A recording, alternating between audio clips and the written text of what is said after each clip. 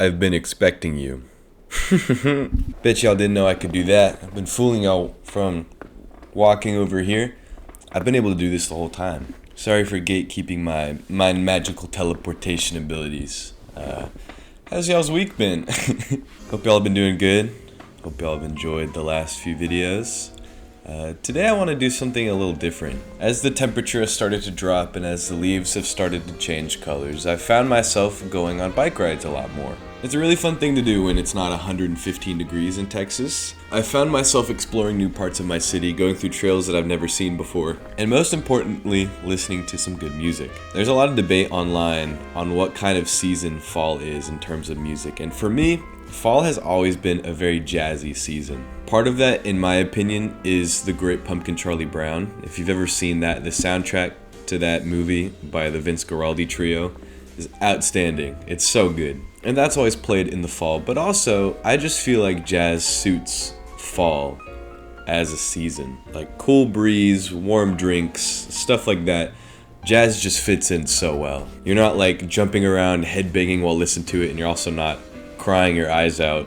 Sometimes, depends on who you're listening to. But a majority of the time, it's just nice, it's chill, it's cozy, and I feel like it fits really well. And because I've been listening to a lot more jazz, I wanted to take this time to kind of introduce some music to you guys, put you guys on, talk about someone that I really like that's been making some cool music recently. Today I want to talk about someone that's gone from a TikTok funny man to a very inspiring and very interesting creator in the jazz space. And who am I talking about other than Mr. Gucci Pineapple and the jazz group Dana and Alden. Today's video will be about a history of this group, why I like them so much, and what I think you should listen to. But before we get into that, my name's Henry, I love music, and this is where I talk about it. If you're new to the channel or you've never seen me before, how's it going? I hope you enjoy the video. I make one of these videos every week. They go live every Friday at 12 p.m. Central Time, and I talk about a lot of different stuff. So if you haven't seen me before and you want to go check out some of my older videos, feel free to subscribe. It's free, and you can always change your mind later if you decide that you really hate me. And if you leave a like on the video, it does absolutely nothing for you, but it makes me really happy. So please do that. I kind of told myself I wasn't going to do any small artist recommendations or artist recommendations in general until I had a bigger audience, but I really wanted to do this. So that's why I'm kind of framing it as more of a history on the artist, but also a bit of a recommendation. I also had a jazz TikTok recently where I recommended a bunch of jazz songs that got like 6,000 views, which is my highest viewed TikTok ever. And there was a Dana and Alden song on there, so I'm assuming you guys would be open to seeing stuff like this. And even if you're not, I'm making the video anyway, so we'll see after this. Alright, I'm gonna quit yapping so I can go back to yapping. But I'm glad you guys are here. Welcome. Enjoy the video. Thank you. So to really set the scene here, I need to take you guys back a little bit, or as far back as I believe we need to go. So close your eyes, imagine you're in the city of Eugene, Oregon in the year 2020. Alright? Sound good? Are you doing it? You have to actually do it for this to work. So, in the city of Eugene, Oregon, two brothers, Dana and Alden McWayne, have created a jazz group with some other people named Aloe Bar. Their debut show was, I believe, in August of 2020, and it was a quaint outdoor show at Washburn Park. At the time, according to their Instagram photos, Aloe Bar was comprised of three main musicians, Dana and Alden McWayne, and another named Jade Stewart. This is all going off the Dana and Alden Instagram page. There's a bit of a gap in between 2020 and 2021, but a majority of their early stuff as Aloe Bar was just promoting for some local shows. That is until July of 2021, where they made an Instagram post debuting as Dana and Alden, performing at Washburn Park once again. A majority of their page in 2021 is all promo for shows as Dana and Alden, just the duo, and there's a bit of a break in between the posts from then and the year 2023. There's a few singles from 2021, but their main release as Dana and Alden is the 7-track album Brothers. After this, the group started to gain more traction with covers of songs like One Beer by MF Doom and Bound by I forgot who it's by. Which led to them joining Benny Sings in his North American tour to travel and open for them. Now, at the time, obviously the main focus of this group are the two brothers, Dana and Alden, but according to their Instagram, they're also joined by other musicians like Salim Charvet and Eli Torgerson. I apologize, Eli. I want to make a quick note that all of this history is just according to their Instagram and other stuff online that I've seen. This information hasn't come from the artist personally, so if I get some stuff wrong or I miss some stuff, I apologize. This is just what I've seen and just my attempt at giving some background to them before I get into their music. Now, on July 13th, they made a post finally introducing all the members of the band, so I no longer have to speculate anymore.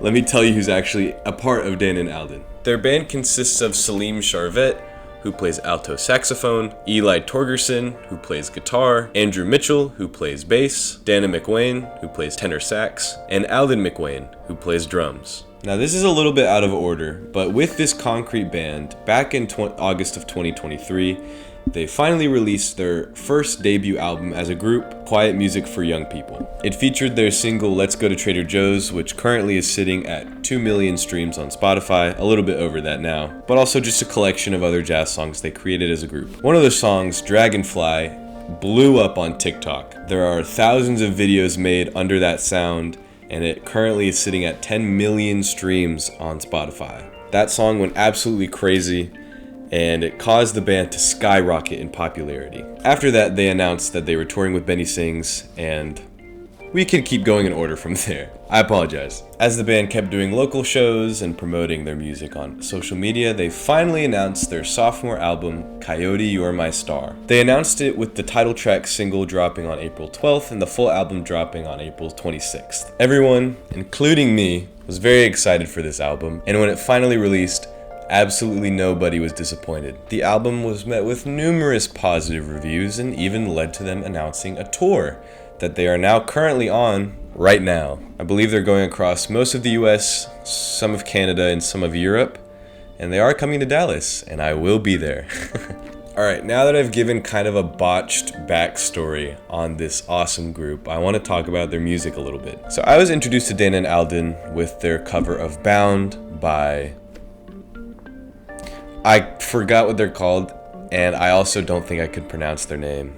I'm sorry. And I'm still trying to remember if it was TikTok that showed me that song or the AI Spotify DJ. Because I discovered them last year, and I don't really remember. But nevertheless, I discovered them, and it was kind of raps since that. I listened to all of their other music, and I kind of became an instant fan.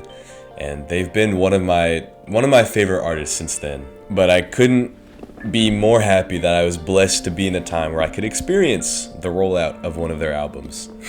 I think in my head, Quiet Music for Young People and Coyote You're My Star kind of encapsulate my two favorite things about jazz. On one side, Quiet Music for Young People highlights the kind of bare bones-esque feeling that jazz can be. One of my favorite things about jazz is that you don't need a huge studio and you don't need a ton of money to overproduce a song to make it marketable or make it sound good. Some of the best jazz songs just come from these small groups that play in jazz clubs or just a couple friends coming together and jamming out with it, just whatever instruments they can find. The beauty of jazz, and more genres than that, come from how talented you are and how creative you are, not just how much money you have. And I feel like Quiet Music for Young People really did that. I think it just feels like you're sitting in a room with this group and they're just playing these songs for you, which makes the listening experience so accessible, so easy, and it's just,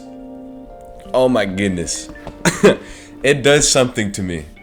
It speaks to me. I love that album. But also, on top of that, it was able to reach this kind of ethereal, if you will, state in people's minds. The song Dragonfly, like I mentioned earlier, blew up on TikTok, and a majority of the time, they played a specific part in the song where it was a sort of saxophone solo, but the other instruments kind of faded back in to complement it. And all of the TikToks I was seeing with that part were these like ethereal like scenery or art or stuff like that, highlighting the creativity of the human mind. or just the beauty of the earth. And I feel like being able to achieve that on a project, even if it's not jazz, just being able to invoke that feeling in someone's brain is so cool to me. Sorry, I didn't mean to get all philosophical on you, but if you haven't listened to the album, go listen to the album. And then on the other side, we have Coyote You're My Star, which another one of the things I really like about jazz is when it makes you feel like you're in a movie, or it feels like a soundtrack to your own life. A lot of these tracks are inspired by like very specific circumstances that this group has experienced, and I feel like it fits those experiences very well. Like if I remember correctly, Ivan's theme on the album is about their cat, and the track is this like sly, like just kind of silky smooth vibe to it that feels like just a cat roaming around or sneaking up on something. If you never listened to it, I know that saying this song sounds like a cat is kind of strange, but if you listen to it, you'll know exactly what I'm talking about. I feel like this album is so easy to listen to at any time of the day, at any point of the year, just because of those circumstances. Even though Ivan's theme is dedicated to a cat, like there's times where you're moving around slowly or you're trying to focus on something that kind of music is really helpful with, or kind of equates to. Another thing I really like about that album is, like I mentioned earlier, where I like how jazz can be bare bones and still sound very good. This album was made with help of a really good producer. I'll put his name up here because I can't remember right now. Even though they had more production available and they used more of it, it's not too much and it still sounds beautiful. It's not overproduced to the point where I can't hear the passion and the creativity of this music. It's produced in a way to elevate that and highlight those attributes of this music. You guys may have no idea what I'm talking about, and I could just be yapping, but I understand what I'm saying, so hopefully someone will understand what I'm saying as well. So on one side, you have this super interesting jazz group that's making this awesome music, and on the other side, you have Gucci Pineapple, who almost has like 1 million followers on TikTok, that is doing things that range from like complimenting old people to bringing his band inside of a barbershop and just playing music. And I think that's another thing that this band does really well, and that's unconventional marketing. You're not going around and seeing billboards for Dan and Alden, or you're not getting like targeted Instagram ads saying, go listen to this album. You're seeing TikToks of a funny dude going to a Dominican barbershop, or punching his brother for offering him a jewel. And then in turn, you figure out that this is the kind of music that he creates based on those TikToks. I think that's so cool. To me, it just highlights the creativity of this group even more, because listening to this music, to me at least, it doesn't make sense for traditional marketing to take place. With this kind of creativity that goes into this music, you need to bring that creativity outside of the music. And I feel like they achieved that very well here. So yeah, that's why I decided specifically to talk about Dan and Alden. And also just because I'm seeing them in October and I'm really excited, and I needed a way to get that excitement out and share it with you guys. So yeah, if you take away anything from this video, Dan and Alden is one of the most prolific and interesting jazz groups in the scene right now, in my opinion. And you need to go listen to their music. Go listen to Dragonfly, because you'll probably recognize the part of that track that I talked about. But after that, go listen to their 2 albums. Go on a walk, go on a bike ride, get yourself some food or a hot drink, and just kind of soak it all in, because that really is the experience that this gives you. Dan and Alden have brought so much to the table that I will always appreciate, and Coyote You're My Star is 100% one of my favorite albums of this year. Alright, I think that's going to be enough yapping for today. To be honest, as I'm recording this, I don't know if anything I said makes sense, but whenever I start editing it, we'll figure it out then. If you made it to the end of the video, thank you. That really helps. Comment what your favorite part was, or comment if you've heard of this band before. If you have, what's your favorite track? And if not, what's something interesting you found in this video? Also, if you're going to be at the Dan and Alden show in Dallas on October 9th, I believe, let me know in the comments. Maybe I'll see some of y'all there. And Mr. Dana and Mr. Alden, if you guys are somehow watching this video, hello, please collab. I love your music. Alright, that's going to do it. Thank you guys so much. I will see you guys later. Bye.